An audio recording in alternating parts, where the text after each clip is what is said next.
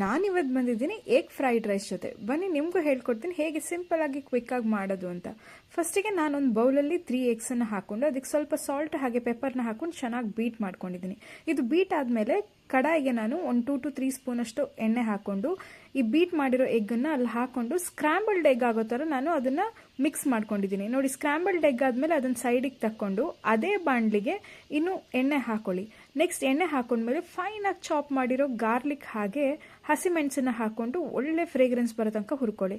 Next ಇದಕ್ಕೆ ಒಂದು onion, carrot, cabbage, capsicum ಅಂದರೆ ನನಗಿಷ್ಟ ಆಗಿರೋ ತರಕಾರಿನ ಹಾಕೊಂಡು ಸ್ವಲ್ಪ ಉಪ್ಪನ್ನು ಹಾಕೊಂಡು ಹೈ ಫ್ಲೇಮಲ್ಲಿ ಇದನ್ನು ಸಾಟ್ ಮಾಡ್ಕೊಂಡಿದ್ದೀನಿ. ಇದು ಹೈ ಫ್ಲೇಮಲ್ಲಿ ಸಾಟ್ ಆದಮೇಲೆ ಇದನ್ನು ಅಲ್ಲೇ ಬೇಯಿಸ್ಬೇಕು ನೀವು.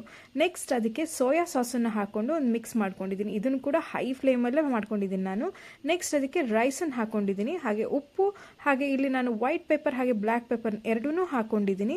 ಇದನ್ನು ಮಿಕ್ಸ್ ಮಾಡ್ಕೊಳ್ಳಿ. ನಾನು ರೈಸನ್ನು ಆ್ಯಸ್ ಯೂಶುವಲ್ಗಿಂತ ಸ್ವಲ್ಪ ಗಟ್ಟಿನೇ ಇಟ್ಕೊಂಡಿದ್ದೀನಿ, ಯಾಕಂದರೆ ಫ್ರೈಡ್ ರೈಸ್ಗೆ ಅಂತ.